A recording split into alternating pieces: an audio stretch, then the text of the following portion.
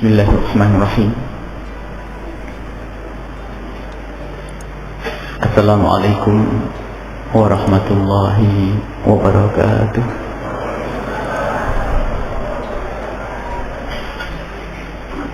Alhamdulillah hadil mufi'i wal mudhnib. Alhamdulillah hadil mufi'i wal 'asi. Alhamdulillah ar-rahimi lil muhsini wal musi'. Wassalatu wassalamu ala afdali man dalla ilal khairi fahtada bihi al-muti'u wal musi'u.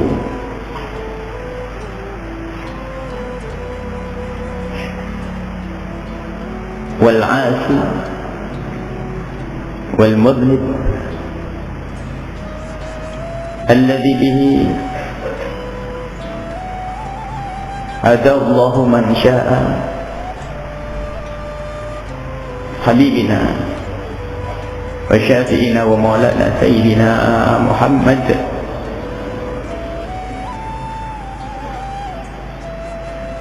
wa ala alihi wa ashabihi wa tabi'ina lahum bi ihsanin ila yaumiddin.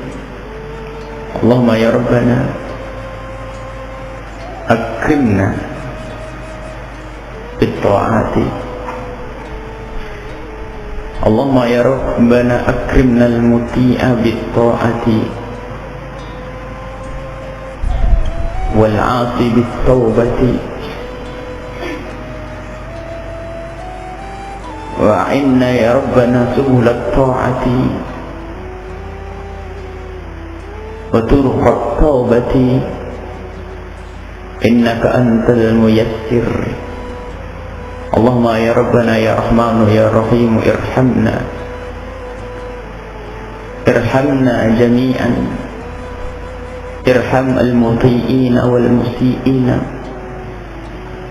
fa innahu la yarhamu illa anta ya arhamar rahimin, ya arhamar rahimin irhamna.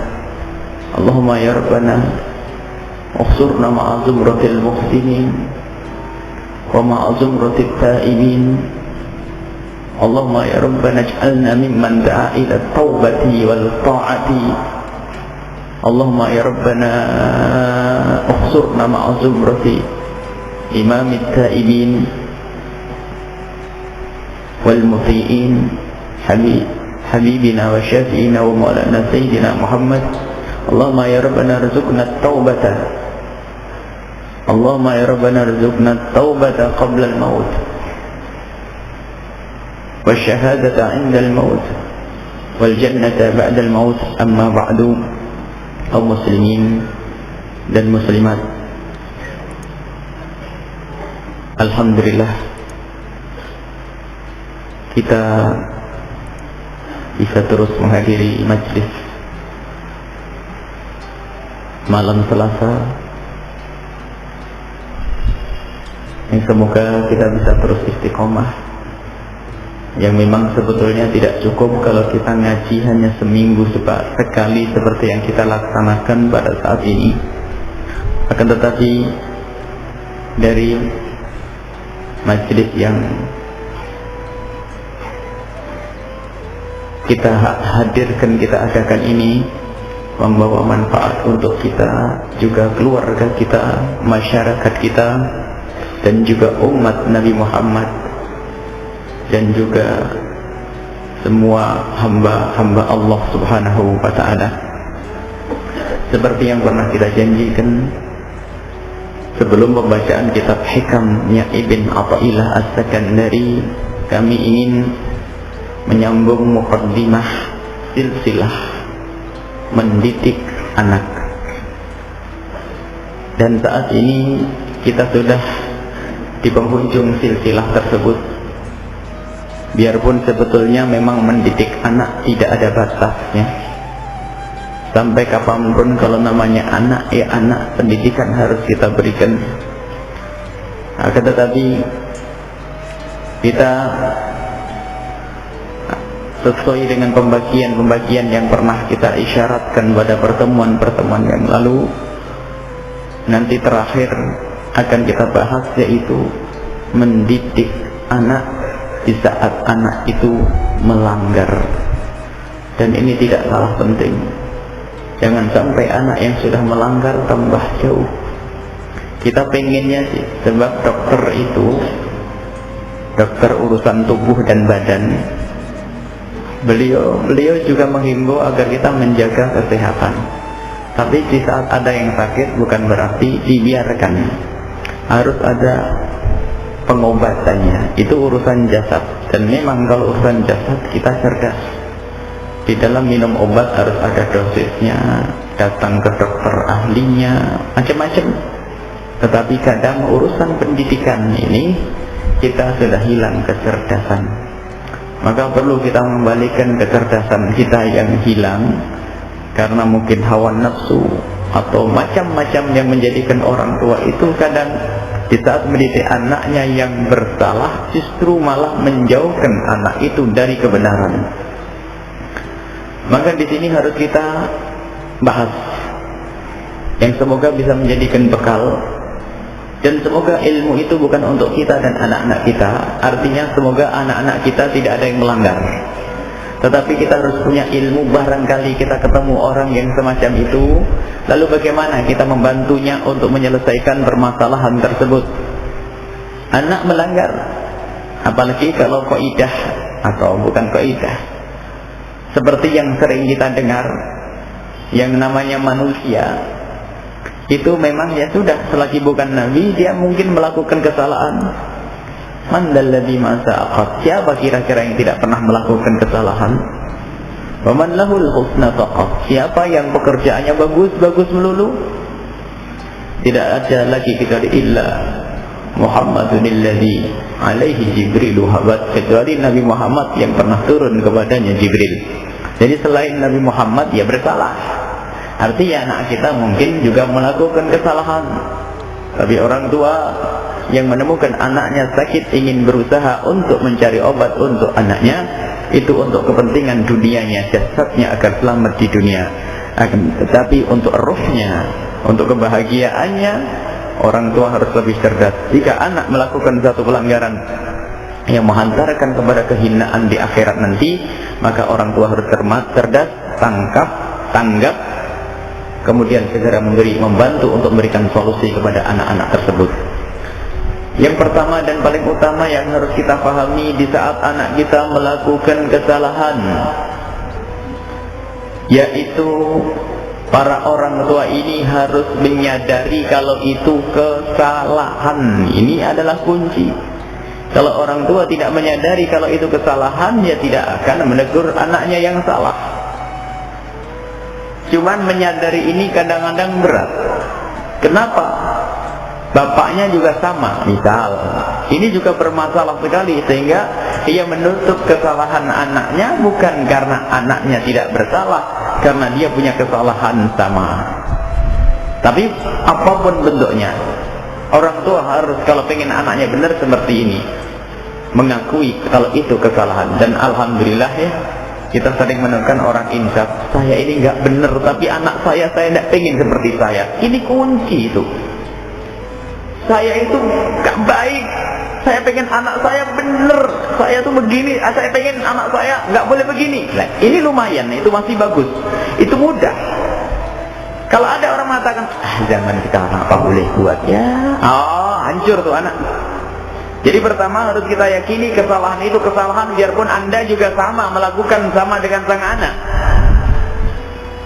Ini harus kita yang sadari bahwasanya kesalahan itu adalah kesalahan. Dan ini pun ada silsilah ilmunya. Orang tua agar tahu ini kesalahan, itu sebagai kesalahan itu bagaimana? Bukan dari buku atau sinetron. Kesalahan ini hak dan batil dari ustaz guru.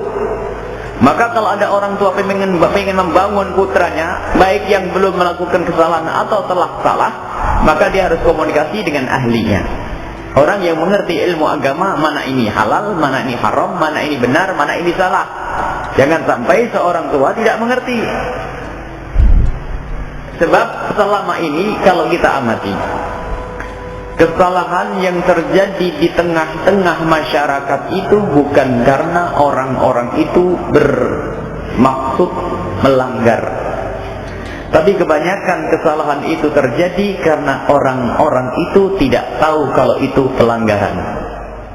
Ini yang banyak. Jadi tidak mustahil jika demikian itu anaknya bakal melakukan yang sama. Sementara semua pelanggaran terhadap syariat Nabi Muhammad pasti membawa mudarat, baik kita sadari atau tidak. Sederhana barangkali pergaulan antara laki dengan perempuan. Kalau seorang tua tidak menganggap sebagai kesalahan, orang tua tidak akan perhatian lebih kepada anak-anaknya. Dia melakukan itu semua bukan karena ingin melanggar Allah, membebaskan putrinya dibawa pergi, atau boncengan, atau sekolah di asamrin teman laki-lakinya. Dia tidak tahu kalau itu sebagai kesalahan. Akan tetapi biarpun tidak tahu, akibatnya kan ada. Jadi pasti yang namanya kesalahan itu baik dilakukan kalau keharaman, pelanggaran terhadap syariat, baik itu kita lakukan dengan sadar kalau itu dosa atau sadar kalau itu dosa, pasti akibatnya tidak baik. Karena syariat Nabi Muhammad. Sehingga tiba-tiba seorang bapak yang menganggap itu adalah pergaulan, itu adalah boleh-boleh saja, tiba-tiba kedatangan anaknya sudah menangis karena apa? Mohon maaf, di dalam perutnya ada sesuatu, ada istrinya. Ini banyak karena keteledoran orang tua, karena menganggap bahwasanya di saat anaknya disamperin biasa-biasa saja, dan ini akibatnya gede. Maka memang harus pertama kali orang tua itu menyadari kalau itu sebagai kesalahan untuk dibenahi. Memang kaidahnya orang berobat itu harus menyadari kalau dia sakit atau ada penyakit. Kemudian yang kedua, penyakit itu berbahaya. Kalau ada orang merasa tidak sakit, biarpun dikasih obat 1 truk, tidak akan dia mau minum obat tersebut. Begitu juga kalau orang merasa sakit, tapi sakitnya masih sederhana, jerawat kecil, nggak mau dioperasi. Ya, jerawat kecil besok kering, kan begitu. Akan tetapi pelanggaran-pelanggaran itu harus kita melihat jangka panjang, gede tidak akibatnya nanti. Ada pelanggaran yang sederhana, tapi ternyata akibatnya gede, ya ini pergaulan. Pergaulan ini kayaknya masih sederhana, zaman anak saya sekolah di sana kumpul sama laki-laki, kumpul sama perempuan, ya apa boleh buat ini. Kelihatannya sih sederhana pelanggaran ini, akan tetapi terjadinya perzinahan di kamar itu adalah mukaddimahnya adalah di sini. Harus kita pahami di sini. Maka orang tua harus paham kesalahan sebagai kesalahan untuk kita bisa membenahi. Tanpa menyadari kesalahan sebagai kesalahan, susah, mustahil orang itu bisa membenahi. Bagaimana dia berbenah diri kalau dia tidak merasa salah? Itu yang pertama. Kemudian, setelah mengetahui bahwasanya pekerjaan itu adalah satu kesalahan, kita harus menanamkan di hati kita sebagai orang tua bahwasanya kesalahan itu tidak baik. Bukan di mata manusia, tapi di hadapan Allah Subhanahu wa ta'ala. Ini harus, jadi yang kita kuatkan adalah pemahaman bahwasanya murka Allah ini loh yang paling mengerikan. Sebab ada orang, anaknya melakukan kemaksiatan, yang penting, sudahlah, yang penting tetangga jangan tahu. Sudahlah, selamatkan. Menyelamatkan anak, tapi bukan karena menyelamatkan dari siksa Allah, hanya pengen menyelamatkan dari hujatan tetangga atau teman kerjanya, karena kita keluarga baik-baik, kalau bisa harus ditutup. Tapi tidak dinasihati anaknya untuk bagaimana baik. Dan alangkah banyaknya orang menyelesaikan permasalahan anak dengan cara semacam ini, karena hanya rasa takutnya dihujat di masyarakatnya. Ini dari keluarga baik-baik, jangan sampai ternodai. Urusannya hanya dinodai atau dikotori oleh masyarakat, apa dipandang oleh masyarakat. Ini tidak benar. Sehingga dosanya itu adalah tobatnya itu adalah tobat zahir. Sampai pernah suatu ketika ada salah satu anak menangis Semoga Allah menjaga anak-anak kita semuanya. Ada seorang anak menangis, dan tangis itu kami tidak bisa menangkap. Biasanya kalau ada tangis, orang menangis di depan kita ini, kita sudah menduga permasalahannya itu apa. Dan ternyata itu kejadian nyata. Setelah itu ia mengatakan bahwa saya telah melakukan, mohon maaf, ini majlis mulia ya, akan tapi namanya pendidikan harus sampaikan, saya melakukan zina. Setelah itu biasa ya, kalau sudah ada kalimat semacam itu kita jadi berubah. Artinya apa? Biasanya mesti akan marah karena sebabnya kamu bergaul salah, kamu ini, kan begitu biasanya. Akan tapi kita besarkan hatinya saat itu. Ketahuilah, asalkan orang mau tobat selesai. Tetapi anak itu menyambung dengan kalimat lain. Tapi Buya tahu dengan siapa saya melakukannya. Saya kaget. Dengan siapa saya melakukannya? Saya tidak tahu. Dan saya tidak peduli siapa yang melakukannya. Yang penting zina itu adalah tidak baik, dan saya ingin kamu kembali kepada Allah. Tapi saya susah. Setiap hari saya juga tobat, akan tapi ini semua susah aku hilangkan karena kejadian itu di rumahku sendiri. Allah. Dan dengan orang tuaku sendiri. Allah. Bahkan kadang orang tua saya mengetuk kamar saya dengan paksa waktu saya sholat malam. Innalillah. Itu binatang. Lebih dari itu apa? Bahkan satu kampung tidak menduga dan tidak bakal menduga kalau ada kejadian yang semacam ini. Semoga Allah menjaga semuanya, dan semoga Allah mengampuni anak tersebut karena dia adalah anak yang terzalimi. Dia mau berterus terang mungkin urusan keluarga dan sebagainya. Akhirnya setelah itu kita anjurkan untuk dia meninggalkan tempat tersebut, dan akhirnya dia pergi ke tempat yang jauh. Dan akhirnya setelah itu dengar-dengar sudah menikah, dan itu. Lihat, maksudnya apa di sini? Orang itu hanya menjaga itu pandangan masyarakat, itu loh yang salah. Jadi yang dijaga bukan pandangan masyarakat, pandangan Allah itu loh yang harus kita perhatikan. Sebab kalau pandangan masyarakat yang penting di luar, kalau keluar jangan lupa pakai baju koko ya, kopiah putih pakai sarungan. Entah. Kalau jalan dikit-dikit terus lantin. Oh, orang soleh. Bukan. Tapi rasa takut kepada Allah ini yang perlu ditanamkan. Anak-anak kita rasa takut kepada Allah. Jadi jangan takut dihujat masyarakat, bukan itu. Kita takut dihukum oleh Allah. Nah ini loh yang bakal menyelamatkan. Dan nanti orang akan memberikan solusi pasti yang benar, bukan dengan cara yang salah. Jadi bagaimana? Di saat terjadi pelanggaran harus kita hadirkan kepada orang tersebut, kita hadirkan kepada anak tersebut satu keimanan bahwasanya siksa Allah adalah sangat mengerikan. Kita hubungkan dengan kehidupan di akhirat nanti. Nah ini dihubungkan dengan akhirat. Lah kalau sudah begitu mudah kita menyelesaikannya.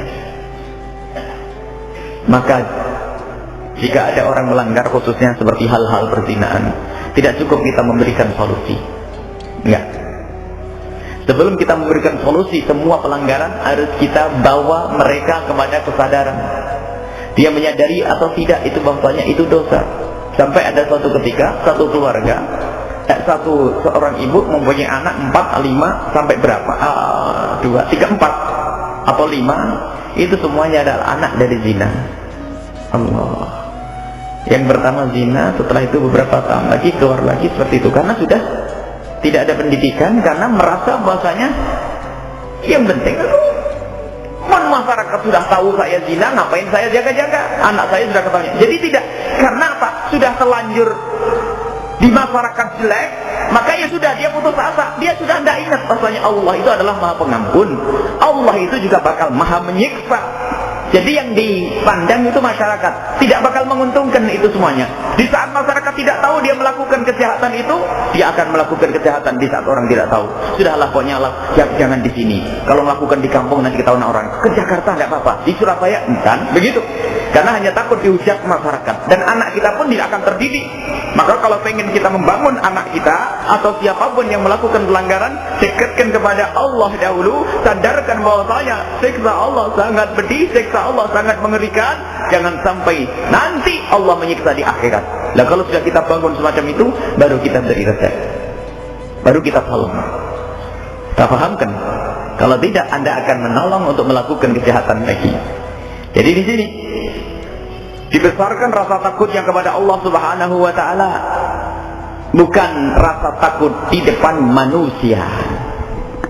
Praktis mempertahankan wibawa keluarga besar, keluarga terhormat, ahli maksiat semuanya.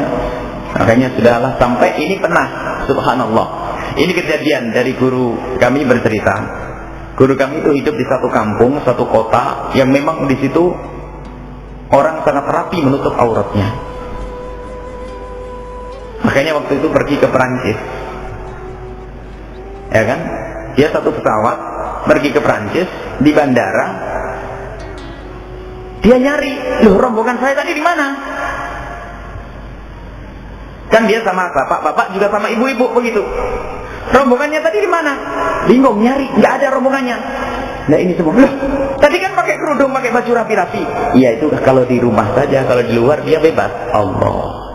Jadi pakai baju rapat menutup aurat, bercadar hanya di tempatnya di kampungnya, karena kampungnya dianggap sebagai kampung suci. Akhirnya waktu ke Perancis sudah menyesuaikan. Jadi karena bukan dibangun rasa takut kepada Allah. Sampai ada kalimat, pokoknya kalau maksiat jangan di sini deh, jangan di kota wali. Terus bagaimana kalau di kota lain boleh? Jadi bukan itu yang harus kita tanamkan, rasa takut kepada Allah dimanapun berada. Ini loh, jangan di rumah kita. Kalau di rumah kita kan ini adalah peninggalan dari orang-orang alim. Kalau maksiat jangan di sini. Akhirnya benar minggir maksiat di tempatnya tetangga. Na'udzubillah. Tidak, jadi memang harus kita tanamkan rasa takut kepada Allah Subhanahu wa taala.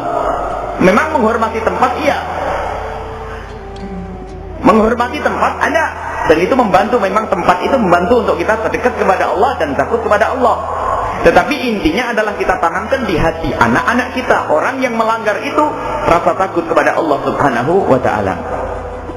Kemudian setelah itu, kita harus, kalau ingin menolong mereka, harus kita perhatikan besar kecilnya pelanggaran.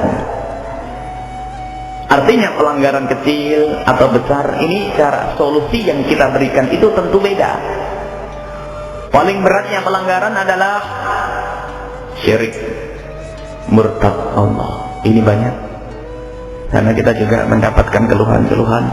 Ada anak murtad, anak ke bawah, ya, melanggaran paling berat. Tapi hampir rata-rata, mohon maaf, dari pelanggaran yang akan kita sebut yang gede-gede itu semua, mulai dari orang anak main apa, sontek apa, narkoba, kemudian zina, mabuk, murtad, itu semuanya sumbernya rata-rata sama. Sebabnya adalah ngentengkan pergaulan, urusan pacaran dan sebagainya. Coba perhatikan, kenapa itu anaknya Bu Haji tiba-tiba mau dinikahi, akhirnya ke bawah agamanya? Senang dahulu. Makanya kenapa waktu kami kok tegas, pacaran itu jangan, membahayakan dan sebagainya. Karena kita tuh memang memahami bahasanya hampir permasalahan gede itu berangkat dari sini. Tidak ada orang zina tuh langsung geneng, ayo zina denganku, nggak ada itu.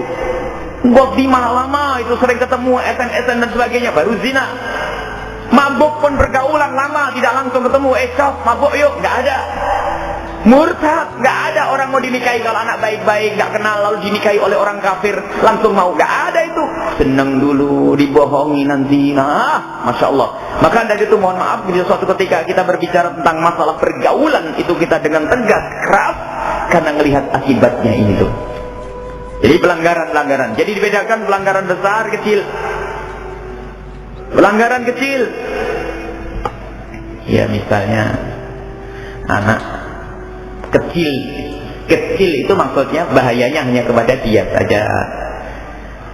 Misalnya kok adabnya kurang, ini kan pelanggaran kecil ya, karena paling tidak dia hanya itu saja. Tapi kalau sudah pelanggaran sampai murtad, Adab kurang itu, adab itu kan sesuatu yang ya mungkin ada, mohon maaf, anak kita kok matanya jelalatan, kurang pandang, kurang menjaga mata, itu kan pelanggaran juga. Ini adalah pelanggaran, bukan pelanggaran gede, tapi bakal mengarah kepada yang gede. Cara ngingetkannya pun ada. Anak kita mulai hobi dengan sinetron, itu adalah mula-mula dianggap kecil ini. Berbeda jika anak terbukti dia murtad, melakukan zina, mabuk, nah ini gede. Jadi ini dibedakan, cara kita mengarahkannya pun beda. Jadi bedakan bentuk pelanggaran ini. Kalau pelanggarannya kecil, maka caranya seperti ini. Kalau pelanggaran gede, ada caranya lagi. Murtad, ada. Barangkali kita mulai dari murtad ini misalnya. Tapi secara umum, nanti orang pengen membebaskan seorang anak yang melakukan pelanggaran itu, pertama dan utama adalah dijauhkan mereka dari sebabnya mereka terjerumus lingkungannya. Jangan ragu bu, mengeluarkan anak kita biarpun dia ranking 1 di sebuah sekolahan karena ada pelanggaran itu, pindah demi keselamatan anak kita. Kadang-kadang ibu tanggung 2 bulan lagi ujian, iya nunggu sampai zinanya berkali-kali. Ini kadang-kadang orang tua ini mementingkan urusan ijazah selembar kertas itu, akhlak anaknya tidak pernah dipentingkan. Nunggu tanggung. Ya, sekarang pergi. Kalau anak nangis, ya apa-apa. Karena apa? Demi keselamatanmu, nak, aku cinta padamu, nak, aku tidak ingin. Ya, urusan ijazah yang dikejar. Tanggung. Sudah tahu anaknya bandel, mau mondok, ya, mau mondok. Biasanya ini memang pondok ini kasihan bener nih. Tempatnya antara yang pinter-pinter, kamu ngambil fakultas ini, nak, insinyur di fakultas apa macam-macam. Tapi kalau bandel dikasihkan pondok. Ya, pantesan nyetak kiai susah. Yang ngapal 1 lupa 2. Ini yang pinter-pinter jarang mau mondok. Ada pelanggaran, jangan ditunda bu, demi keselamatan. Keluarkan mereka dari lingkungan yang menjadikan mereka terjerumus. Apa saja. Kadang-kadang ini loh kita tidak cermat. Kasihan dong, sekolah 4 tahun, kuliah 4 tahun hanya. Enggak, kan bisa. Terminal bisa, pindah bisa. Kenapa susah? Kan biaya lagi. Subhanallah. Berapa sih biayanya? Ya mungkin 10 juta. Mending hilang 10 juta daripada kehormatan anak kita hilang. Kita harus cerdas di dalam hal ini. Bu, urusan sekolah ini kadang-kadang mengganggu benar nih.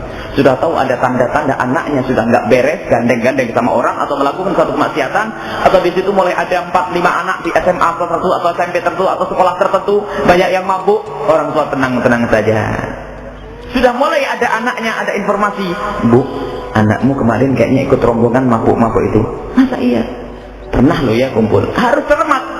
Kalau ternyata anak kita bakal terjerumus, keluarkan dari sekolah tersebut. Nggak apa-apa, demi keselamatan anak kita. Jadi keluarkan dari lingkungan yang menjadikan dia itu terjerumus.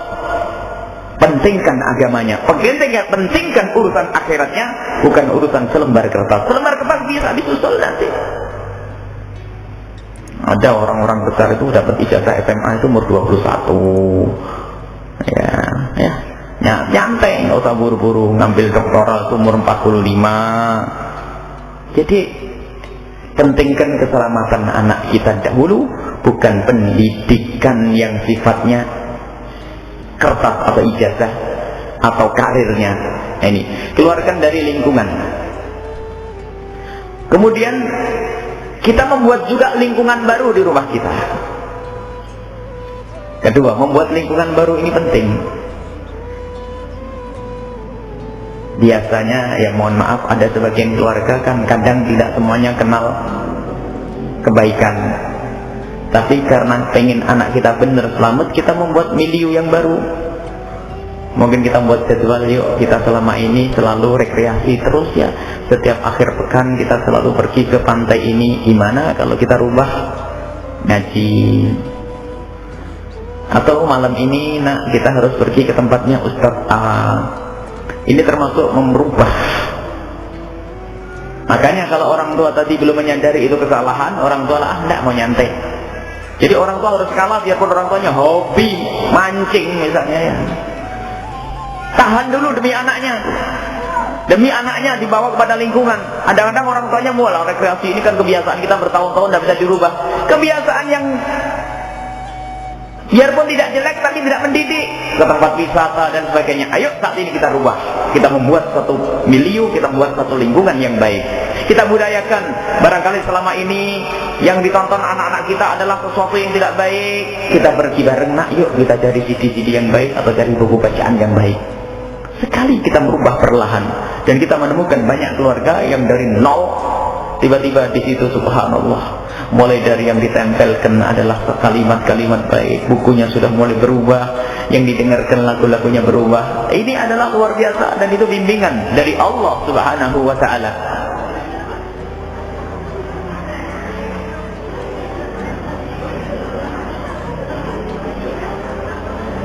Subhanallah. Jadi kucingnya pengen ngaji ya. Nah. Makanya yang lain jangan kalah. Kucing saja pengen ngaji, masa orang nggak mau ngaji.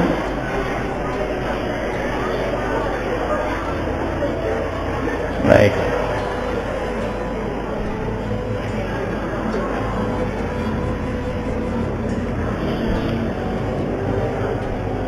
Kemudian membuat milieu yang baru,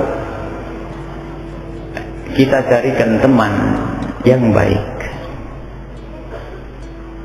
Teman yang baik ini membantu sekali. Cuman biasanya ini memang tidak mudah. Kalau pemabuk biasanya cocok sama pemabuk. Kalau duduk sama orang baik susah. Tapi harus kita pahami, susahnya bukan karena tidak mau, biasanya sudah kedahuluan mindernya. Tetapi kita harus berusaha. Maka dari itu, biasanya kalau ada orang, aduh anak saya bandel begini, suruh mondok sini. Oh ya nggak bisa, merusak di pondok nanti. Ajak aja main ke pondok seminggu sekali, titipkan sehari, nginep sampai ada rasa suka kenal sama teman. Perlahan di situ sebetulnya kita ingin menggeser persahabatannya yang tidak baik menjadi persahabatan yang baik, dengan kawan yang tidak baik menuju. Jadi memang harus cerdas, orang tua halus.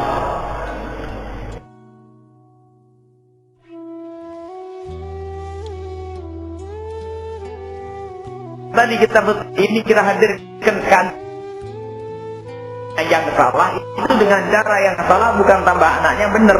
Sebab sampai ada anak itu alergi sama pondok, alergi sama kiai, nggak mau sama kiai karena memang waktu mengenalkannya dengan kiai itu dengan cara yang salah, sehingga kiai itu menjadi seperti hantu yang menakutkan. Pondok itu salah. Maka orang tua ini harus pandai benar nih. Jadi di saat anak melanggar harus kita tangani dengan cara yang benar. Jadi kita dekatkan kepada teman yang baru, teman yang baik, yang soleh. Ini membantu sekali. Dan teman itu sudah pernah kita bahas di dalam masalah persahabatan. Teman itu adalah tidak hanya sekedar yang hidup ya. Ternyata teman-teman itu benda mati pun juga bisa dijadikan teman. Bacaannya dirubah, ya. Tontonan televisinya dirubah. Diarahkan mungkin yang nonton film-film dirubah menjadi apalah, pokoknya sesuatu yang lebih bagus. Itu adalah memperkenalkan kepada teman-teman yang baik. Kemudian di saat kita harus memberikan hukuman nanti, ini selanjutnya, hukuman ini bermacam-macam. Kalau ini hukuman tugasnya imam, Anda tidak perlu untuk menegakkannya.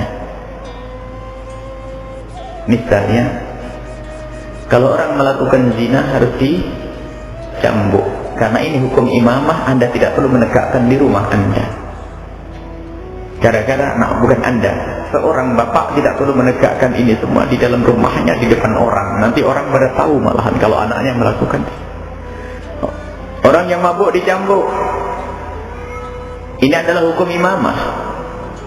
Orang yang murtad harus sepenggal lehernya. Ini hukum imam. Yang bertugas ini adalah negara. Tetapi kita tidak perlu melakukan ini semuanya. Akan tapi kita punya tugas. Kita ada batasan-batasannya. Sebab hal-hal itu, hukum yang harus ditegakkan oleh imam tidak boleh ditegakkan oleh orang per orang, sebab kalau ditegakkan oleh orang per orang terjadi kerancauan. Mohon maaf, misalnya masalah murtad. Murtad itu hukumannya dipenggal lehernya. Kalau ini diberikan kepada orang per orang kan kacau, apalagi kayak di Cirebon ini dikit-dikit syirik ya, bahaya, ini bisa disembelih semuanya ini.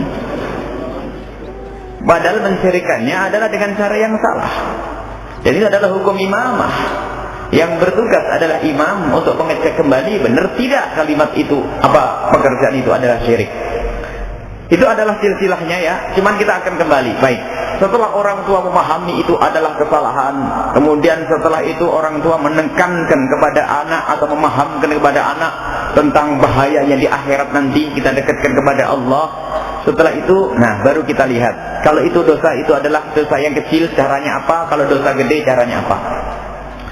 Pertama kali kita harus membawa mereka dengan kasih sayang. Itu adabnya Nabi Muhammad SAW. Jadi kita melihat anak kita dengan kasih, bukan dengan dendam atau emosi. Karena ada seorang tua tiba-tiba marah sama anaknya, bukan karena kasih sayangnya, tapi ada orang marah karena kasih sayang.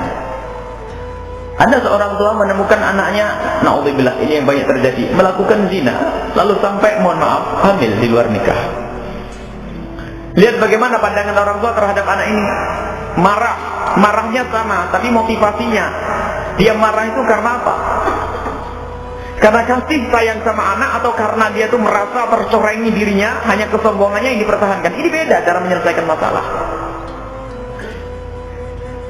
Kalau dia merasa tercoreng, pergi sana, kan? Bikin malu keluarga, jangan pulang, kan? Salah kan? Akhirnya pergi jadi pezina, pelacur, karena dia belum dapat duit ketemu.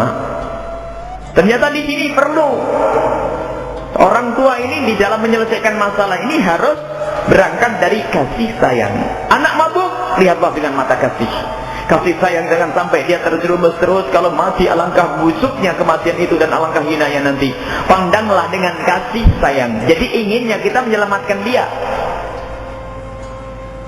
Kalau ingin menyelamatkan dia, tentu setelah itu kita bakal mengambil cara yang benar dan baik. Sebisa mungkin diajak bicara, komunikasi yang bagus. Tapi ingat, kaidah di dalam menyampaikan kebenaran, tidak semua kebenaran harus diucapkan saat itu. Yang pertama. Kedua, tidak semua kebenaran harus kita ucapkan sendiri. Mohon maaf, ya, jika anak kita melakukan kesalahan,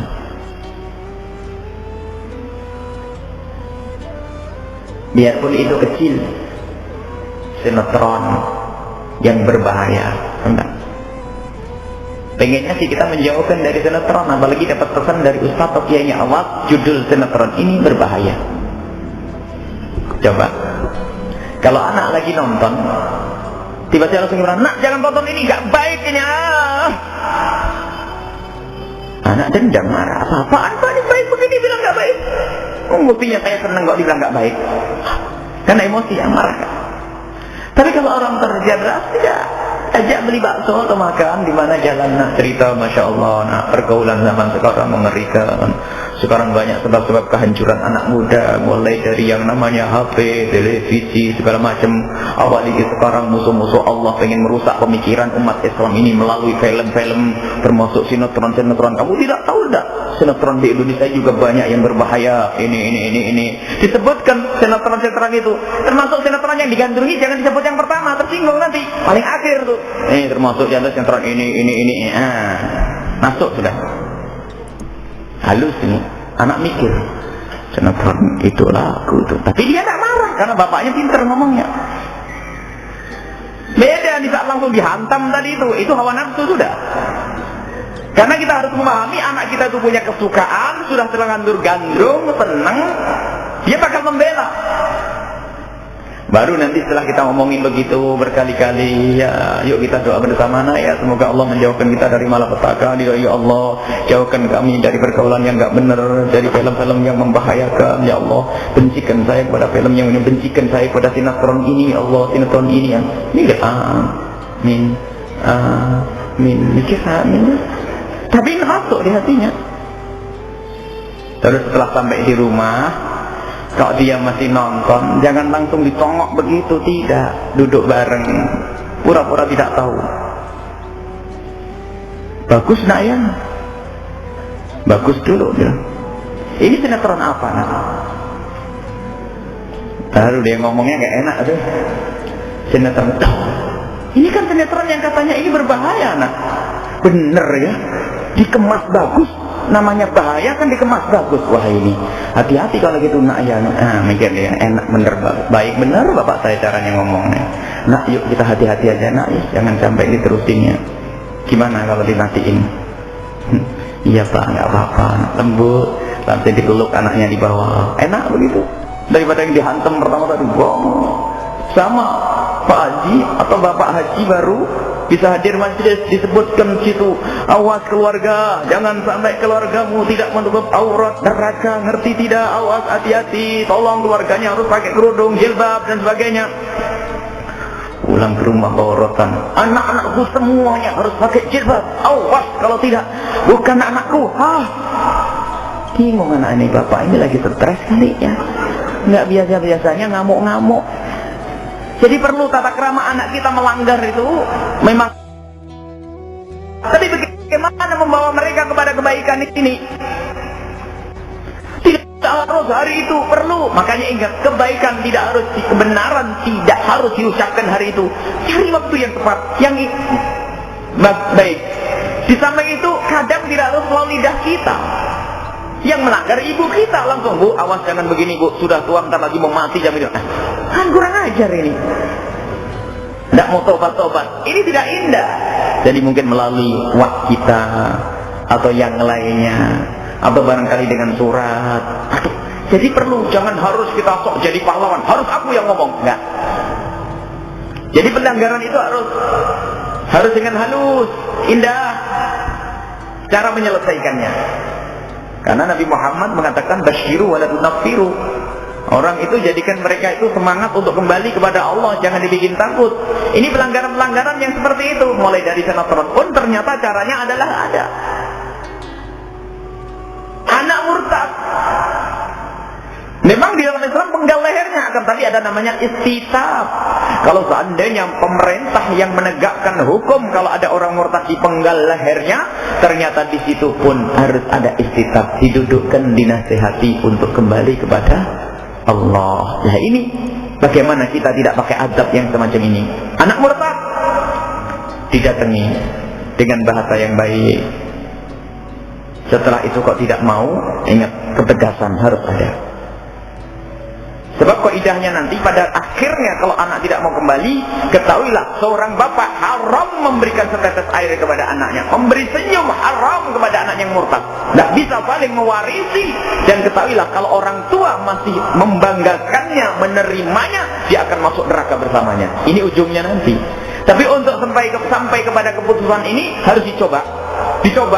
Tapi bukan rela, dicoba. Ini murtadnya paling mengerikan. Sekarang banyak anaknya sudah murtad masih saja disanjung baik, dia biarpun murtad tapi masih baik.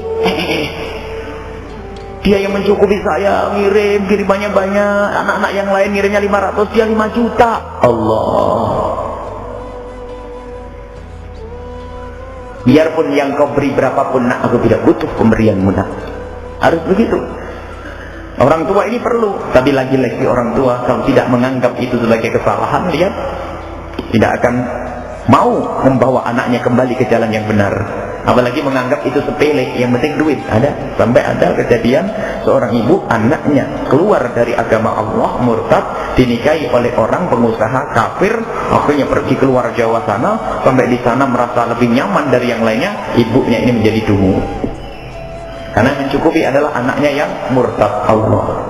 Dia akan masuk neraka bersama anaknya. Kayaknya si ibunya rajin pengajian, tapi tidak diterima oleh Allah. Karena apa? Dia ridho dengan kekufuran anaknya.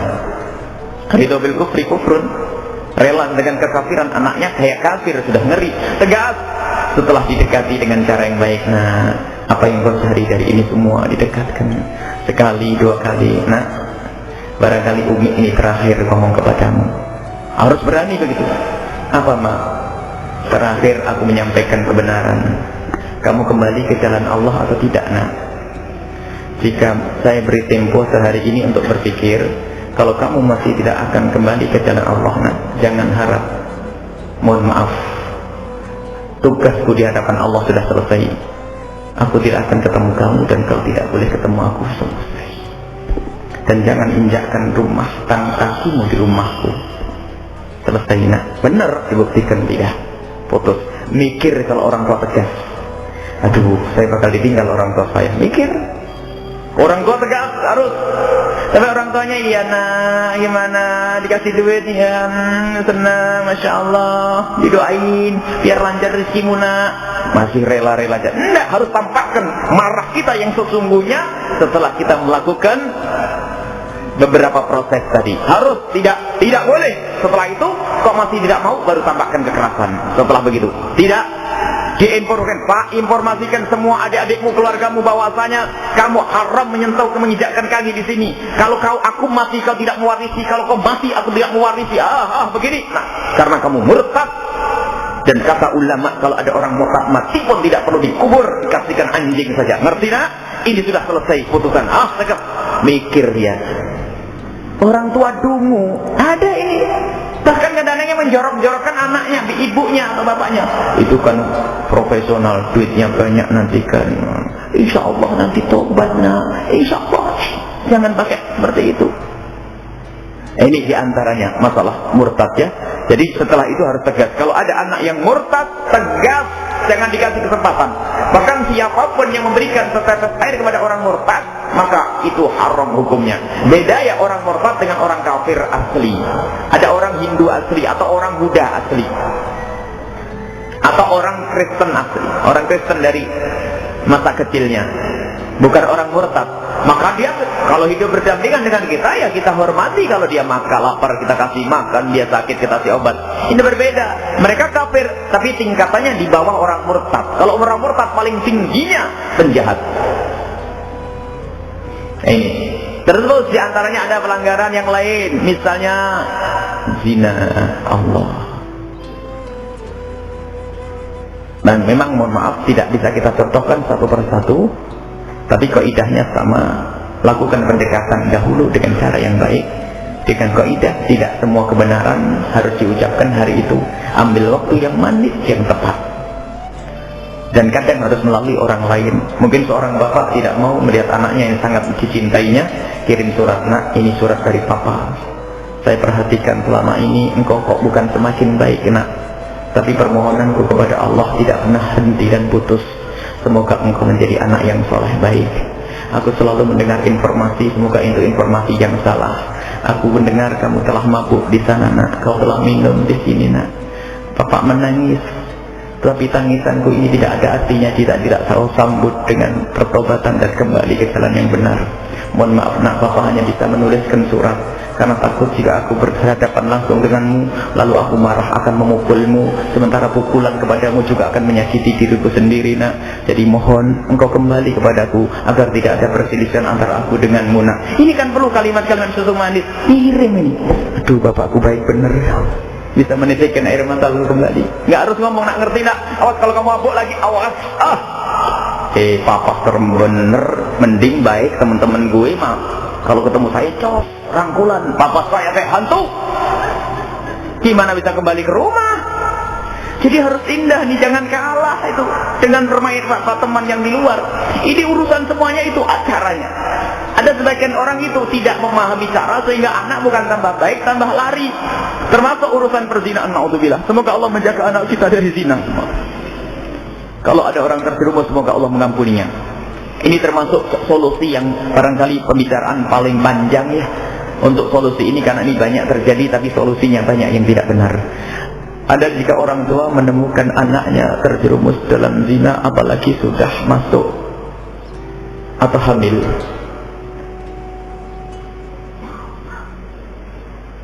Dua kesalahan. Di antaranya yang pertama, begitu marahnya sang anak langsung diusir. Ini pernah terjadi di satu kampung karena malu, usir, tidak boleh pulang, pergi. Bikin malu, mencoreng. Nah ini. Dari awal sudah salah. Yang dipertahankan kehormatan keluarga, bukan kemuliaan di hadapan Allah. Yang dipertahankan adalah kehormatan keluarga di depan manusia. Nggak benar tuh cara mendidiknya. Akhirnya diusir itu anak. Apa yang dilakukan? Dilakukan adalah dia menjadi pelacur. Ada salah satu mahasiswa pasca sarjana di Surabaya. Mereka mencoba ingin mengetahui sebab-sebab wanita masuk di dunia pelacuran. Di antaranya adalah setelah terjerumus dalam zina, ternyata orang tua yang salah menanganinya. Di antaranya diusir dari rumahnya, dia belum punya pekerjaan. Apa boleh buat, maka dia harus melakukan itu semuanya. Dan bisa saja yang bakal menzinainya itu adalah yang telah menzinainya dulu. Senang kan diusir, syukur, bisa mengucapkan alhamdulillah biarpun tidak iman dia. Diusir dari rumah, iya lebih bebas ya. Penjahatnya senang tuh, karena bapaknya dungu, permasalahannya dikeluarkan, usir pergi. Oh tidak. Ada lagi orang tuanya dungu, dicari yang menghamili itu. Kau yang berbuat, kau bertanggung jawab. Padahal dia nggak karu-karuan, mungkin dia pemabuk, tidak sholat, penjahat dan nggak karu-karuan, menghamili anaknya. Cuman dasar orang tua ini tidak mengerti cara mendidik anak di saat melanggar, maka salah langkah dicari orang itu. Kau bertanggung jawab, harus nikahi anakku. Dia ketawa dalam hatinya, kejarlah dagu kau kutangkap. Senang ya? Yuk, mulai ini yang aku cari-cari mulai kemarin kan? Dan memang ada sebagian laki-laki yang jahat semacam itu. Dengan cara baik-baik tidak boleh. Aku akan berbuat, hamili saja, pasti mau. Termasuk program mengeluarkan dari agama kita ini adalah ditemukan di banyak tempat. Program mengeluarkan wanita-wanita kita dari rumah orang tuanya yang Islami adalah dengan cara dizinai. Banyak. Jadi orang di luar Islam menghamili. Dan mohon maaf, ini banyak kejadian. Harus prihatin kita. Karena agama di luar Islam tidak menganggap perzinaan dosanya gede. Jadi kalau menzina mah gampang, apalagi ada misi untuk membawa mereka ke agamanya. Dengan dizinai kalau hamil apa boleh buat? Peti nanti jadi boleh. Dan benar ada seorang ibu yang memperkenankan, sudah terlanjur hamil, mau bagaimana lagi harus dinikahi, daripada aib keluarga, nggak ada yang menikahi. Allah Akbar. Tidak beragama Islam. Kadang-kadang dikemas. Biar keluarga pada nerima kamu masuk Islam dulu biarpun hanya untuk syarat nikah. Loh bodoh bener dia itu kan. Akhirnya bener masuk Islam pura-pura sebagai orang mu'alaf, setelah itu setelah menikah punya anak baru kembali lagi. Dan ini banyak. Ini sebabnya adalah salahnya orang tua di dalam memberikan solusi. Artinya kalau ada anak melakukan pelanggaran semacam itu, tidak harus kita usir. Yang pertama. Dan yang kedua, tidak harus dinikahkan dengan orang yang menghamilinya itu. Allah. Ini yang harus diperhatikan. Kalau memang yang menghamilinya itu, na'udzubillah, kita tidak ingin sebetulnya ini hanya sekedar cerita khayalan saja. Jangan sampai terjadi kepada anak-anak kita. Kalau memang yang menghamili itu orang baik, soleh, kepleset, wajar kita lanjutkan. Tapi sudah terbukti dia tidak sholat, kenapa? Apa yang kita cari dari dia? Berani berzina dengan anak kita, na'udzubillah, maka pasti sangat mudah berzina dengan yang lainnya. Karena kalau sudah tidak takut zina dengan satu orang, baginya zina dengan 2, 3, 4 orang adalah tidak takut. Karena apa? Dia tidak takut kepada Allah Subhanahu wa ta'ala. Bahkan kapan ada kesempatan dia akan melakukannya. Kalau pezina itu, na'udzubillah, itu akan dijadikan menantu. Lalu bagaimana solusinya? Nah, ini pendidikan. Lagi-lagi kita sadarkan anak yang hamil itu akan besarnya dosa di hadapan Allah. Bahasanya yang kau lakukan adalah kehinaan, itu adalah kebusukan dan sebagainya. Maka ayo kita kembali kepada Allah. Setelah dia menyadari, saya menyesal, lalu bagaimana solusinya? Lah, kita baru berperang. Intinya satu, tutup aib dan auratnya ini. Tutup aibnya. Caranya gimana? Cara yang benar. Bawa ke tempat yang jauh. Kalau bisa. Bawa ke tempat yang jauh. kemudian buat cerita bahwasanya dia telah menikah, kemudian ya suaminya meninggal, jadi pulang jadi janda, punya anak, tidak apa-apa. Kita berbohong, bukan berbohong, tidak ada yang dirugikan hal yang semacam itu. Bohong yang haram dan yang merugikan. Karena itu untuk menutup aib. Bisa saja dikemas. Dia pergi sana sudah nikah di sana sama suaminya, tiba-tiba suaminya meninggal sudah. Jadi harus ada upaya. Makanya perlu komunikasi dengan orang yang mengerti. Jangan sampai salah langkah. Atau kalau sudah dinikahkan, pernikahan di dalam mazhab Imam Syafi'i adalah sah, tapi ternyata bukan sah yang diharap. Hati-hati. Ada orang berfatwa di dalam mazhab Imam Syafi'i, kalau ada orang hamil di luar nikah, kalau mau dinikahkan dengan siapapun maka hukumnya sah, hanya begitu saja. Dan nanti nasabnya kalau memang sempat merawat kandungannya 6 bulan, maka anak tersebut nasabnya nyambung kepada bapak yang menikahi wanita tersebut. Ini adalah fatwa sederhana yang belum lengkap, menjadikan bahaya. Sehingga banyak orang mengatakan, ya sudah kalau memang begitu hamil dulu, nah itu boleh nikah. Di dalam mazhab Imam Ahmad bin Hanbal, kalau ada orang hamil di luar nikah maka tidak boleh menikah. Kalau menikah hukumnya haram. Baik, kalau kita ngambil pendapatnya Imam Ahmad untuk dinikahkan kepada siapapun haram, bagaimana solusinya? Tidak mungkin kita biarkan dia hamil kemudian melahirkan tanpa bapak, akan tercemar di kampungnya, anaknya pun merasa terhinakan, psikologi anak bisa hancur di masa depannya nanti, merasa bahwasanya ibunya juga penzina, maka anak itu mudah terjerumus dalam zina. Ya, harus perhatikan. Kalau kita berpegang dengan mazhab Imam Ahmad harus ada solusinya. Anggap saja ikut Imam Ahmad, menikah orang hamil dinikahkan tidak sah. Solusinya apa dong? Kita biarkan begitu saja? Tidak. Di dalam mazhab Imam Syafi'i boleh dinikahkan dengan siapa saja. Tapi dalam mazhab Imam Syafi'i nanti berbenturan dengan masalah lain, li'an. Di dalam masalah li'an itu berbunyi bahwasanya setiap suami yang meyakini di dalam perut istrinya adalah bukan dari air maninya, maka dia wajib menyumpah untuk menolak anak tersebut agar nasabnya tidak sambung. Nah, kan? Lah laki-laki yang menghamili itu adalah bukan dari kandungan itu bukan dari air maninya. Artinya dia wajib menolak, sehingga pernikahan ini seolah-olah terjadi padahal saat itu pun harus terjadi li'an. Karena di dalam mazhab Imam Syafi'i boleh digauli, sehingga kalau digauli nanti nasabnya nyambung asalkan bayi ini sudah dirawat selama 6 bulan. Apakah ini pilihan? Itu hanya fatwa saja dalam mazhab Imam Syafi'i, tetapi harus disempurnakan fatwa ini. Tidak cukup masalah kandungan, boleh menikah, lupa urusan li'an. Bisa kita mengikuti mazhab, tapi ingat, mazhabnya Imam Malik boleh dinikahkan, tapi tidak boleh digauli agar tidak bercampur nasabnya. Ini kelihatannya paling aman. Dan banyak ini orang baik yang menyelamatkan orang. Ya sudah, kenapa anakmu punya masalah? Biar aku yang menikahi.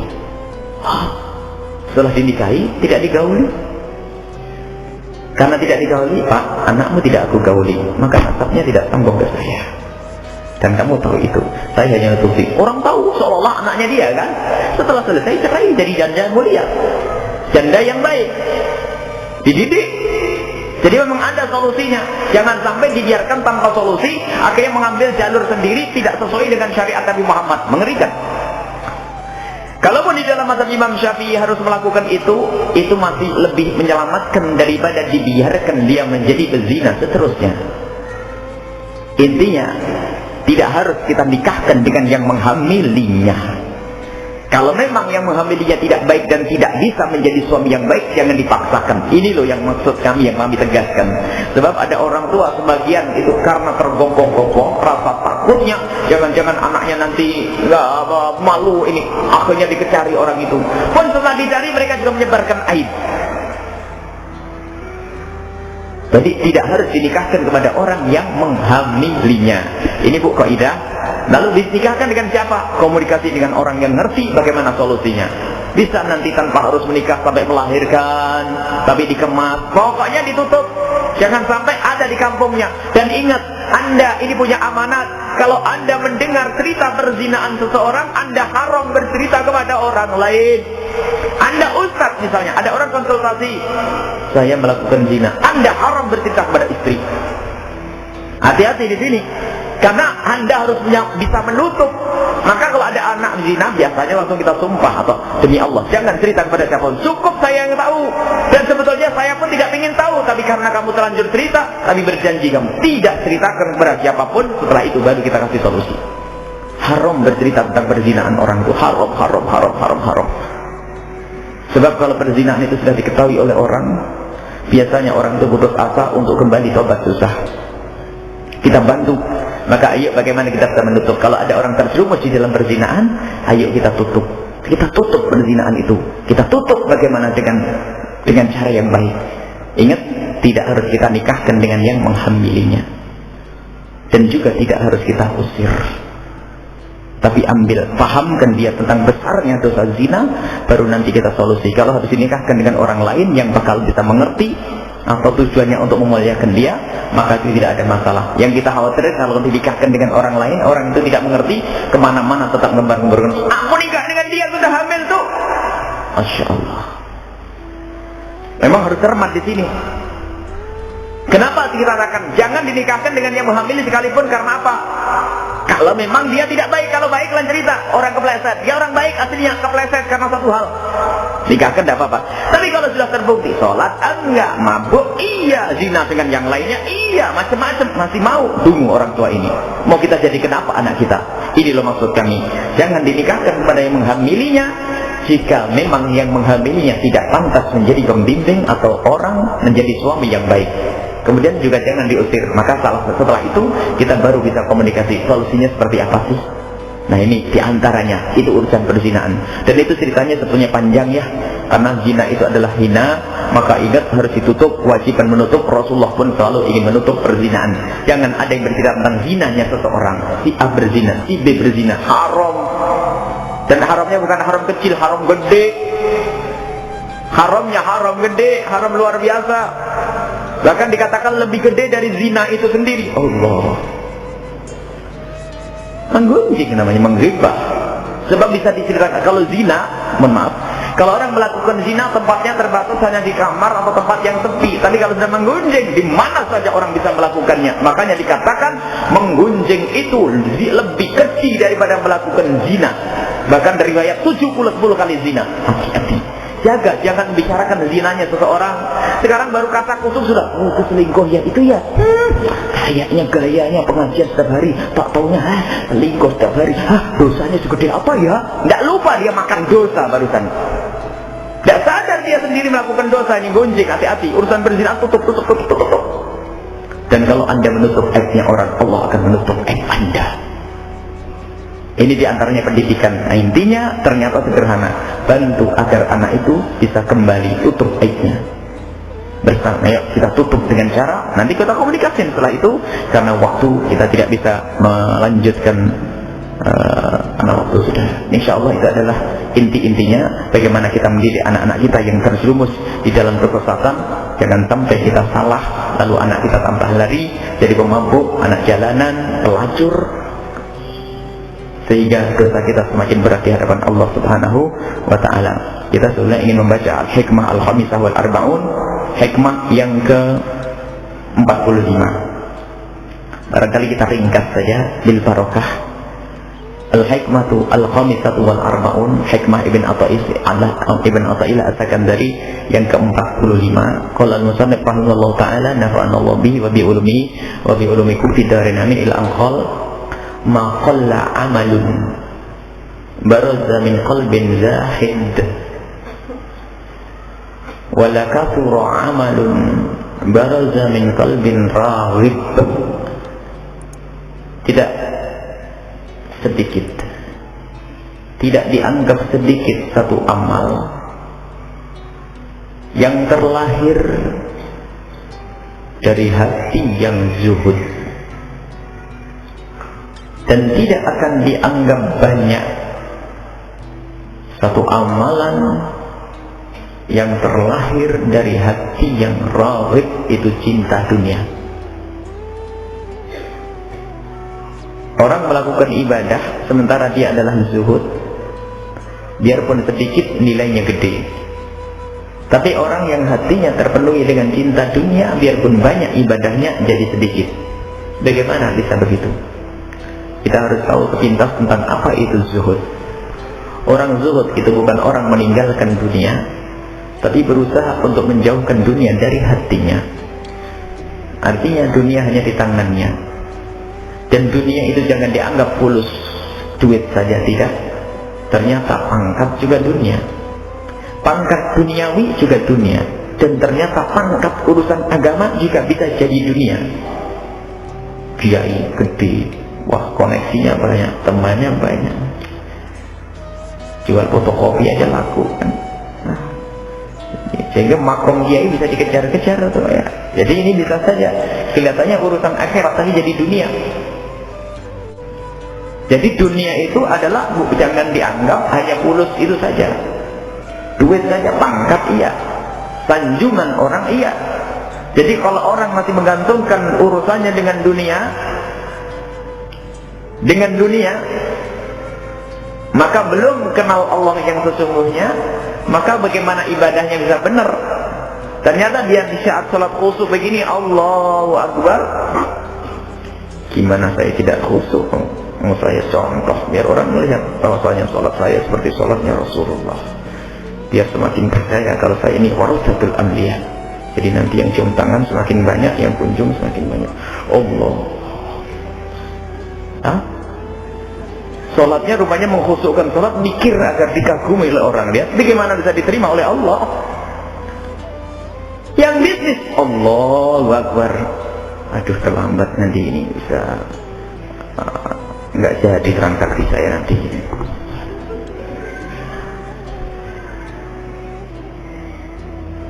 Jadi urusan ibadahnya itu biarpun banyak, terkotori oleh urusan dunia. Maka kalimat yang sederhana dari Ibn Athaillah Sakandari ringkas, tapi memang. Tapi 2 rakaatnya orang yang tidak dibelenggu oleh dunia, Allahu Akbar, 2 rakaat saya banyak sudah. 2 rakaat sudah, Allahu Akbar, tulus, ikhlas dan diterima oleh Allah. Kalau misalnya masalah sesuatu amal yang dilakukan dengan ikhlas akan diterima oleh Allah. Biarpun kelihatannya sedikit, nyampe kepada Allah. Tapi kalau dibarengi dengan tidak ikhlas, biarpun banyak, tidak nyampe kepada Allah. Apa artinya? Karena inna Allah itu hanya melihat amal yang ikhlas. Jadi ternyata ini adalah Ibn Athaillah As-Sakandari mengajari kita bagaimana agar amal kita punya kualitas. Agar amal kita punya kualitas, jadi harus berusaha memahamkan ke hatinya bahwasanya dunia ini bukan tujuan. Kita butuh sapu tangan. Sapu tangan untuk apa sih? Kotor ya? Keringat ya. Kotoran. Jadikan dunia itu seperti sapu tangan. Artinya apa? Bukan yang kita sanjung dan kita muliakan, tapi kita butuh ya, kayak sandal. Yaitu. Jadi kita mengambilnya hanya untuk sekedar ya untuk kebutuhan kita lah, agar kita bersih sehingga ketemu orang beneng. Wajahnya itu terlihat bersih, bukan selepoh rambut petaka. Jadi rupanya jadikanlah kayak sapu tangan itu. Kita jadikan dunia itu untuk sampai kepada tujuan kita. Orang beli sapu tangan hanya mengatakan, oh aku cinta sapu tangan ya bu. Bukan sapu tangan untuk mengelap wajahmu biar bersih, nanti kelihatan istrimu ganteng pak. Kan gitu. Bukan sapu tangan dia. Jadi lupa kalau orang menyanjung sapu tangan berarti dia sakit. Beli sapu tangan menyanjung sapu tangannya, bukan. Sapu tangan itu adalah untuk dunia pun begitu. Bagaimana kita jadikan dunia itu adalah untuk menyampaikan kita kepada tujuan, yaitu Allah Subhanahu Wa Taala. Dan bukan berarti kita harus meninggalkan dunia, tidak. Orang boleh kaya, tapi kaya seperti kaya. Imam Malik adalah kaya. Tapi kayanya Imam Malik adalah kaya untuk umat. Anda boleh kaya, tetapi jangan sampai terbelenggu dengan harta itu. Ini adalah kalimat besar, susah. Kecuali perlahan demi perlahan kita mencoba dari yang kecil ya. Kalimat berat ini ya. Cuman jelas maknanya. Kalau orang hatinya terikat kepada urusan dunia, biarpun dia sujud ternyata nggak bisa khusyuk kepada Allah Subhanahu Wa Taala. Biarpun dia urusan masalah Allah, pengajian, urusan ibadah, urusan akhiratnya pun jadi urusan dunia. Dalam riwayat banyak disebutkan oleh Rasulullah, kelihatannya amalan-amalan akhirat tapi nilainya dunia. Tapi sebaliknya, ada orang punya amalan dunia, nilainya akhirat. Kencang dia kerja. Pak kok kerjanya keras sekali, kerja banget. Ya Allah, Itu anak-anak di rumah ada yatim piatu 6 pengen sekolah. Besok itu harus daftar di pesantren 2 juta, 2 juta, 6 kan 12 juta. Saya belum punya duit nih, kerja keras.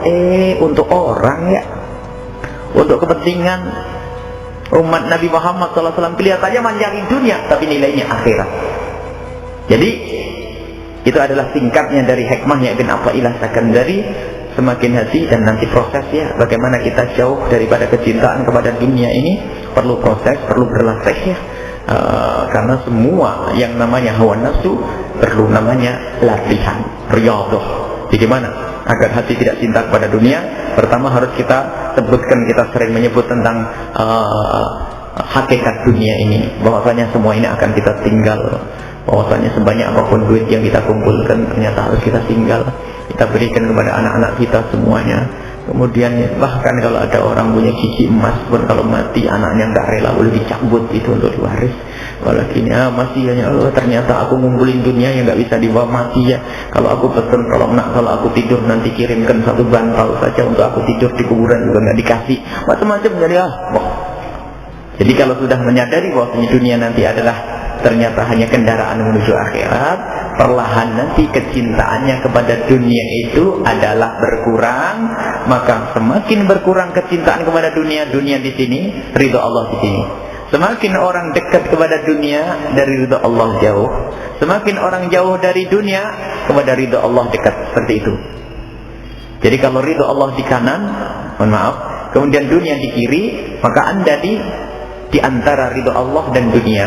Semakin Anda mendekat kepada ridho Allah, secara otomatis kecintaan kepada dunia semakin berkurang. Nah inilah raghib. Kalau orang cinta kepada dunianya tinggi, maka susah melakukan kekhusyuan di dalam ibadah, melakukan keikhlasan di dalam ibadah.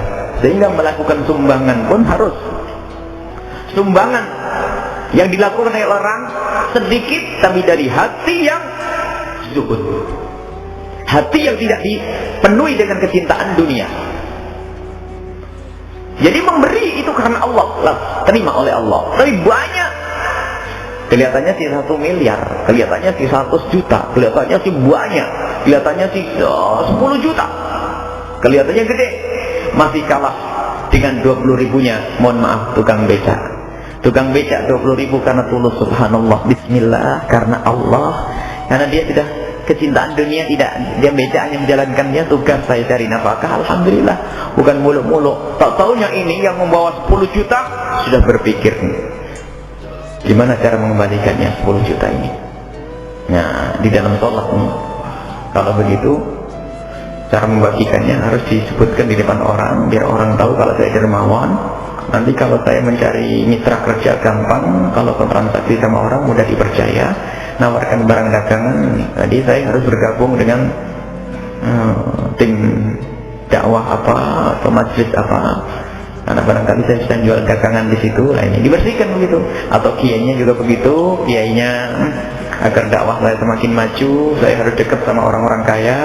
Sebab orang kaya yang paling bisa membiayai saya. Sehingga kalau ada orang melarat datang, ntar dulu. Kalau ada orang kaya datang, kalau disambut. Kalau ada orang melarat, aduh saya sibuk. Nah, aneh, sama orang kaya nggak sibuk, sama orang melarat sibuk.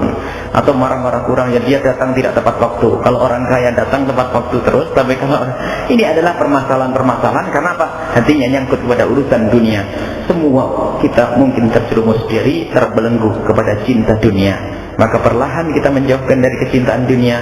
Itu yang menghantarkan amal kita biarpun tidak banyak, akan tapi bakal diterima oleh Allah Subhanahu wa ta'ala. Ini saja, tetap seperti biasanya, untuk mengistiqomahkan majlis, kita beri kesempatan 5 menit, jangan lebih-lebih. Yang ingin menyampaikan pertanyaan disampaikan. Wallahu a'lam bishawab. Pertanyaan tertulis. Para jamaah yang menyampaikan pertanyaan, kami persilakan 1 pertanyaan. Enggak, 1 pertanyaan langsung, 1 saja. Ini ada tertulis dah.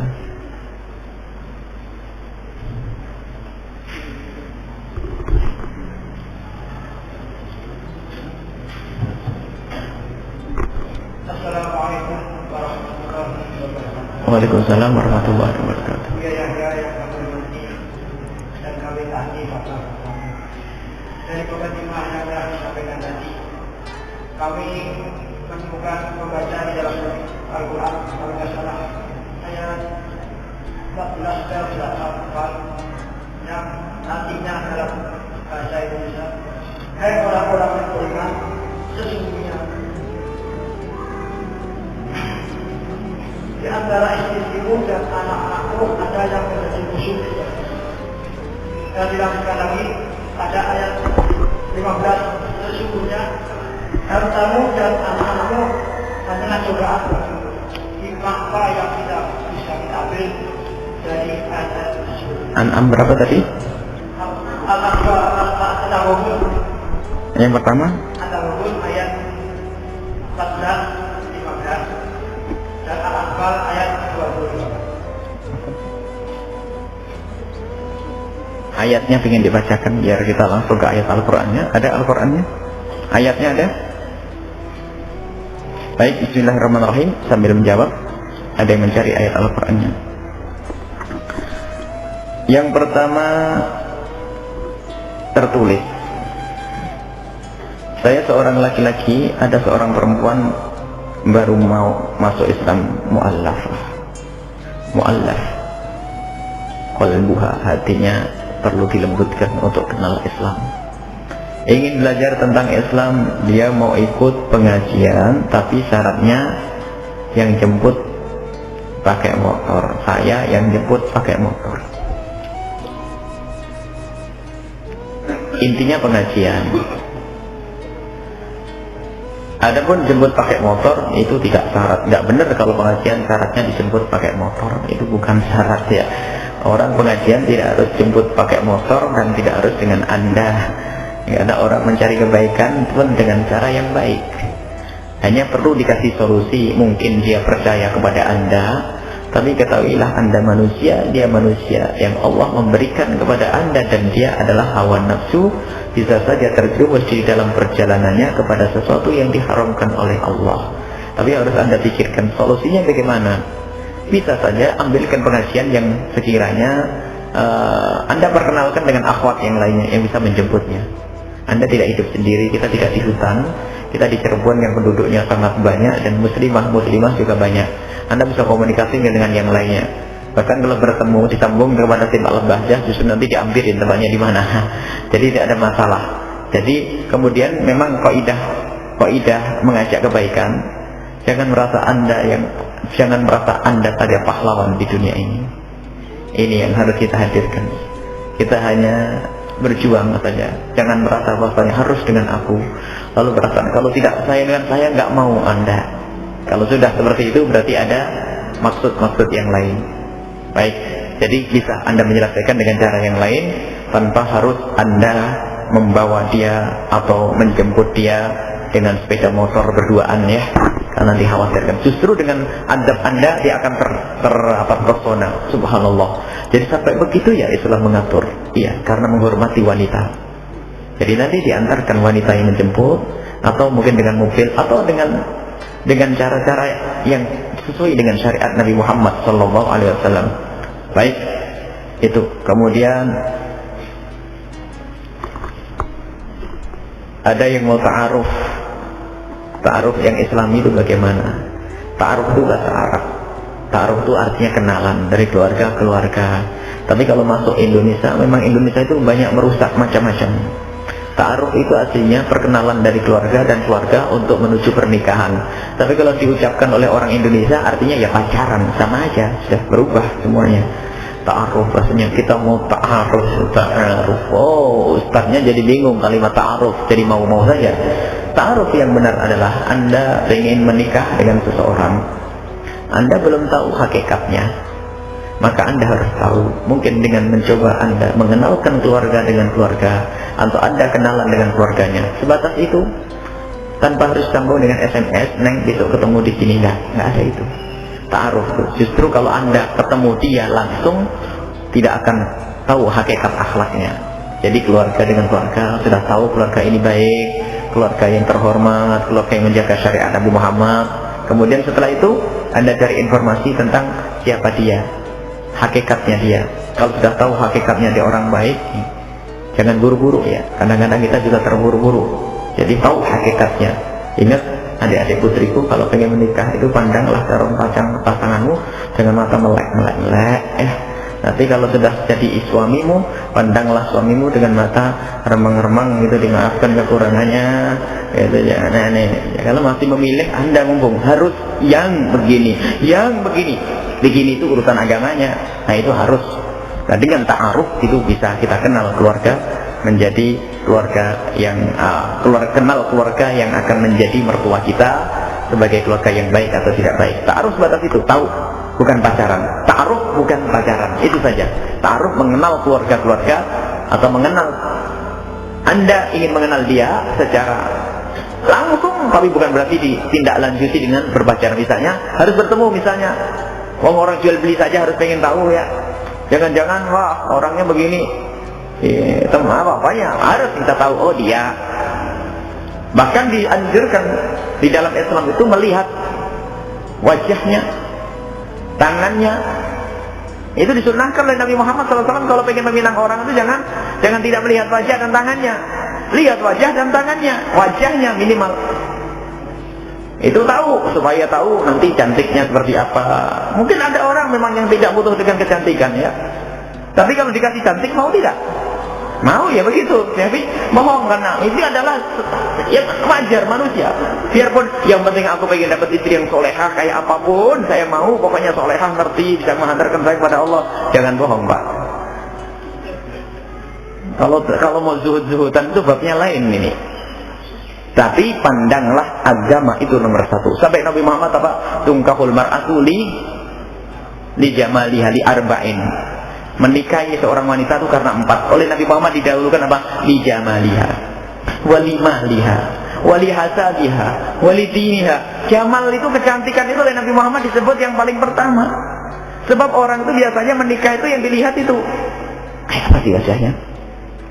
Belum tahu tanahnya bapaknya berapa hektar, belum tahu itu wajahnya, rekeningnya ada berapa nggak tahu wajahnya. Baru nanti hartanya, baru nanti perilaku kayak apa.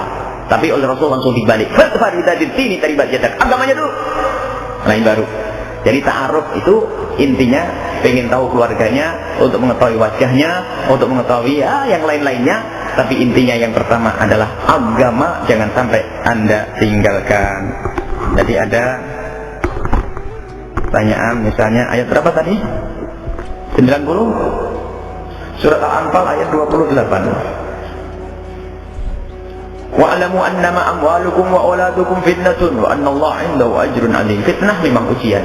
Ini adalah bab pendidikan. Fitnah itu ujian. Artinya apa?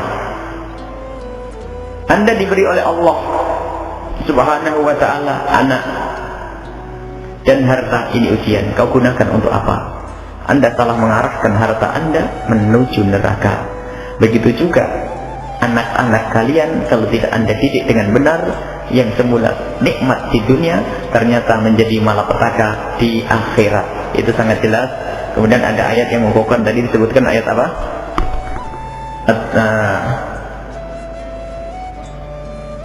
At-Taghabun. Ayat berapa? 15, 14 ya? 14-15. Baik, di sini disebutkan bahwasanya innama amwalukum wa auladukum fitnatun wallahu indahu ajrun. Sama ayatnya itu. Jadi memang fitnah, memang di sisi lain adalah nikmat. Tapi sekaligus harus kita pahami itu adalah ujian dari Allah Subhanahu wa ta'ala. Kalau ujian itu, kalau disebutkan ini sebenarnya kabar dari Allah itu untuk kita wanti-wanti. Anda tahu bahasanya ini ujian loh ya, Anda hati-hati.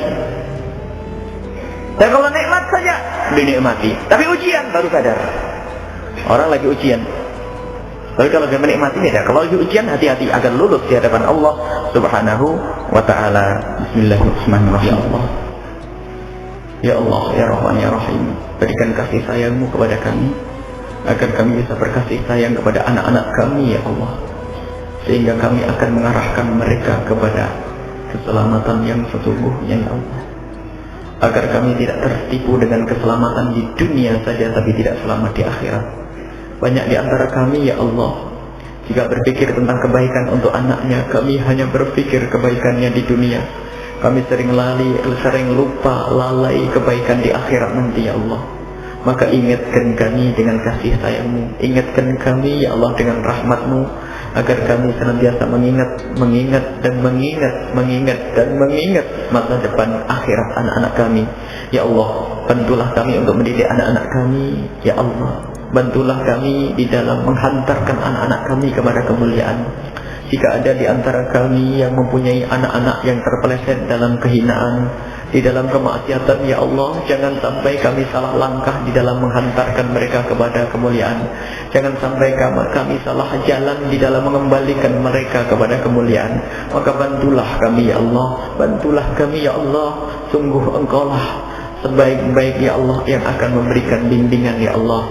Ya Allah, Engkau sebaik-baik yang memberikan petunjuk ya Allah. Ya Allah, ya Allah, anak-anak kami adalah amanah, anak-anak kami adalah nikmat, akan tapi sekaligus anak-anak kami ujian ya Allah.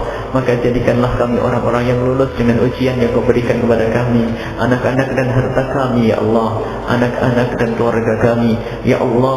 Ya Allah, mulai detik ini ya Allah, jadikan keluarga kami keluarga yang semakin hari semakin mulia di hadapan-Mu. Ada di antara kami yang punya keluarga ya Allah, keluarga yang tidak karu-karuan, akan tetapi ya Allah ada di antara mereka ya Allah yang menghadiri tempat ini. Jadikanlah sebab kehadiran mereka, keluarga mereka menjadi baik ya Allah. Keluarga mereka menjadi keluarga yang Kau cintai, keluarga mereka menjadi keluarga yang Kau ridhai ya Allah. Ya Allah, ya Allah, bantulah kami ya Allah untuk membangun keharmonisan di dalam rumah tangga kami. Bantulah kami untuk membangun keindahan di dalam masyarakat kami. Ya Allah, ya Allah yang Maha Kuasa ya Allah. Ya Allah yang Maha Kuasa ya Allah, jadikanlah apa yang kami lakukan ini karena-Mu ya Allah. Jadikanlah kami apa yang kami lakukan ini dalam irama mendapatkan ridha-Mu. Jadikanlah apa yang kami lakukan ini hanya karena ingin bahagia di akhirat nanti. Ya Allah, mudahkan segala urusan kami, lapangkan rezeki kami dengan rezeki yang halal yang menghantarkan kepada ridha-Mu ya Allah. Jika ada yang sakit, sembuhkan. Yang punya hutang, mudahkanlah kami di dalam bayar hutang-hutang kami ya Allah. Jika ada di antara anak-anak kami yang pernah meninggalkan sholat ya Allah, kembalikan mereka ya Allah, kembalikan mereka ke jalan-Mu dan jadikanlah dia esok hari ahli sholat ya Allah. Ya Allah, ya Allah, ya Allah, kami mohon ya Allah, dan ini adalah upaya yang paling penting ya Allah di dalam mendidik anak-anak kami. Di samping yang kami sampaikan tadi ya Allah, ada yang tertinggal ya Allah. Mendidik anak di saat anak melakukan kesalahan adalah memohon kepadamu ya Allah. Maka pada saat ini kami memohon ya Allah, anak-anak kami yang tergelincir, anak-anak kami yang kepleset itu ya Allah, kembalikan ke jalan yang benar ya Allah. Kembalikan ke jalan yang benar ya Allah. Kembalikan ke jalan yang benar ya Allah. Jangan biarkan mereka terus larut dalam kehinaan meninggalkan salat. Jangan biarkan mereka terus larut dalam kehinaan mabuk-mabukan. Jangan sampai mereka terus larut dalam kehinaan zina. Jangan sampai mereka terus ya Allah larut dalam kehinaan yang ada di masyarakat ya Allah. Ya Allah, jauhkan mereka dari zina yang busuk dan Kau hinakan ya Allah. Ya Allah, ya Allah, ya Allah, jauhkan kami semua anak-anak kami dari zina yang hina dan Kau hinakan. Jika ada di antara kami ada yang pernah terpeleset dalam hina dan busuk yang zina, maka ya Allah kami mohon ya Allah, berikan kepada mereka kesadaran dan kembalikan mereka ke jalan yang benar. Ampuni dosa mereka, tutup aib mereka ya Allah, tutup aib mereka di dunia dan di akhirat, sehingga di dunia tetap mulia dan di akhirat Kau muliakan ya Allah. Ya Allah, ya Allah, ya Allah, anak tetangga kami ya Allah, jadikanlah kami orang yang peduli kepada anak tetangga kami. Jangan sampai kami lupa, lalai ingin membenarkan anak-anak kami, tapi lalai dengan anak-anak tetangga kami. Kami khawatir kami belum rindu kebaikan Kau berikan kepada kaum muslimin mukminin. Maka kami mohon ya Allah, anak tetangga kami, anak masyarakat kami, berikan kepada mereka bimbingan-Mu ya Allah. Sungguh kami tidak rela di antara mereka ada yang terjerumus di dalam kehinaan. Kami tidak rela jika ada di antara mereka terjerumus di dalam kenistaan ya Allah. Ya Allah, ya Allah, dan rindukan kepada kami ya Allah, untuk merindukan orang lain kepada kebaikan ya Allah. Cintakan di hati kami ya Allah, untuk menjadikan orang lain cinta kepadamu ya Allah. Jadikanlah kami adalah hamba-hamba-Mu yang selamat di dunia dan di akhirat. Panjangkan umur kami dalam ketaatan serta sehat walafiat. Panjangkan umur kami dalam ketaatan serta sehat walafiat ya Allah. Dan di saat Engkau hendak mencabut nyawa kami kelak ya Allah, cabutlah nyawa kami di saat anak-anak kami Kau ridha ya Allah, di saat anak-anak kami semuanya mulia ya Allah, di saat anak-anak kami ya Allah, di saat anak-anak kami terjauhkan dari kenistaan ya Allah. Dan cabutlah nyawa kami saat itu ya Allah, saat itu setelah panjang umur ya Allah, dalam keadaan Kau ridha pada kami, dalam keadaan kami orang-orang yang telah lulus dalam ujian-Mu, dalam keadaan kami ya Allah rindu kepada keridhaan-Mu, dalam keadaan Engkau ridha pada kami ya Allah. Berikan kepada kami husnul khatimah, berikan kepada orang tua kami husnul khatimah, berikan kepada guru-guru kami husnul khatimah, berikan kepada anak-anak kami husnul khatimah, berikan kepada murid-murid kami husnul khatimah, berikan kepada semua ya Allah umat kekasih-Mu Nabi Muhammad husnul khatimah ya Allah, husnul khatimah, husnul khatimah, mati dalam keadaan iman. Dan jadikanlah ucapan kami ya Allah kelak di akhir hayat kami, di saat Kau cabut nyawa kami adalah kalimat agung dan mulia, la ilaha illallah, la ilaha illallah, la ilaha illallah Muhammadur Rasulullah. Rabbana atina fid dunya hasanah wa fil akhirati hasanah wa qina adzabannar. Wa sallallahu ala sayyidina Muhammadin wa ala alihi wa sahbihi wasallam walhamdulillahi rabbil alamin. Al-Fatihah.